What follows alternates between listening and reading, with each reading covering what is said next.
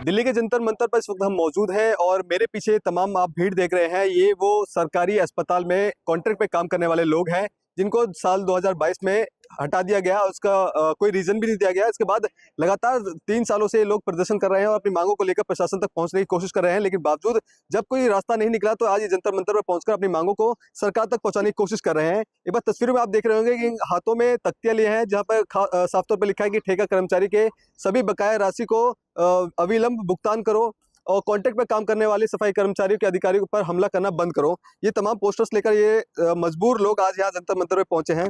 क्या कहना चाहेंगे, किस तरह की समस्याएं आ रही हैं, क्या पूरा मामला है? देखिए, ये सारे कर्मचारी जो आप आज देख रहे हैं, इन्होंने लंबे समय से केंद्र सरकार की का जो संस्थान है लेडी हार्डिंग मेडिकल कॉलेज, उसके साथ ही जुड़े दो और अस्पताल हैं, सुचिता कृपलानी और कलावती सरन बाल अस्पताल, सब में ये सभी लोग कई सालों से वहाँ काम कर रहे थे। लेकिन इनको जो सरकार के द्वारा मजदूरी रेट तय था वो भी नहीं दिया जा रहा था। जब इन लोग ने मांग उठाई, जीत हासिल की और सरकारी रेट लागू हुआ, तब बदले की भावना से मैनेजमेंट ने इनको निकाल दिया। इसके बावजूद कि हाई कोर्ट के द्वारा इनकी नौकरी जाने पे स्टे था, 31 मई 2022 का ऑर्डर है दिल्ली उच्च न्यायालय का, जहाँ उन्होंने कहा था कि जो कॉन्ट्रैक्ट कर्मचारी पहले से काम कर रहे हैं उनको ही सर्विस में कंटिन्यू किया जाए। लेकिन इसके बावजूद केंद्र सरकार के संस्थान होते हुए इन्होंने हाई कोर्ट के आदेश को मानने से मना कर दिया। इसमें जो सबसे ज़रूरी बात है कि इन कर्मचारियों ने उस दौर में जब कोई अस्पताल के नज़दीक भी नहीं जाना चाह रहा था, वहाँ पर कोरोना पेशेंट्स के साथ तीनों दौर में जब कोरोना कोविड पूरी ताकत से आया, कई लोग जिसमें हताहत हुए, इनके बीच से कई कर्मचारी गुजर गए। इन लोगों ने लगातार अपनी सेवाएं दी। उस वक्त स्वास्थ्य मंत्रालय ने सर्कुलर निकाल के ये तक कहा कि जो कॉन्ट्रैक्ट कर्मचारी यहाँ काम करेंगे उनको जब नियमित किया जाएगा तो उनको हम प्रेफरेंस देंगे।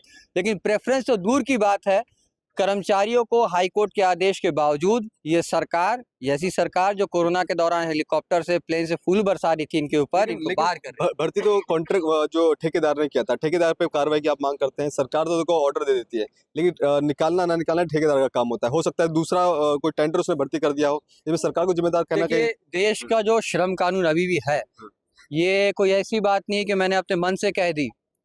देश का जो कानून है वो साफ साफ तौर पे कहता है कि जो प्रधान रोजगार दाता होता है, प्रिंसिपल एम्प्लॉयर होता है, अंत में हमेशा जिम्मेदारी उसकी होती है, केवल कॉन्ट्रैक्टर की नहीं। उसको कानून के अंदर ही आज प्रिंसिपल एम्प्लॉयर लिखा हुआ है।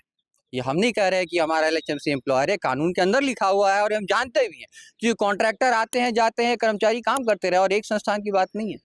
आप तमाम उन सरकारी अस्पतालों में चले जाइए जहाँ फूल बरसाए गए, चाहे आप आरएमएल अस्पताल चले जाइए, आप सफदरजंग चले जाइए, सभी जगह देखिएगा उन कॉन्ट्रैक्ट कर्मचारी की छटनी हुई है, या कोई ऐसा उनको जो प्रॉमिस किया गया था कि आपको दिया जाएगा वो नहीं दिया गया। जो रेगुलराइज करने का प्रेफरेंस की बात थी वो भी कहीं नजर नहीं आता। ठीक है, क्या कहना चाहेंगे, कितने समय से आपकी जॉब नहीं है और किस तरह की समस्याएं आपको हो रही हैं? सर 3 साल हो गए हमारी जॉब नहीं है, हमें निकाल दिया गया। हमारे को ऑर्डर भी मिल गए, फिर भी हमें निकाल दिया गया। सर हमने कोरोना काल में इतनी मेहनत करी, हमें लोग सारे डर रहे थे, दूर भाग रहे थे, फिर भी हम आए थे। हम पैदल चल के आए, हमारे को बस की सुविधा नहीं थी, कुछ भी नहीं था, फिर भी हम आए। सर हमें और निकाल दिया गया। हमें 3 साल हो गए सर, हमें बहुत दिक्कतें हो रही है, हमारे पास काम नहीं है बहुत।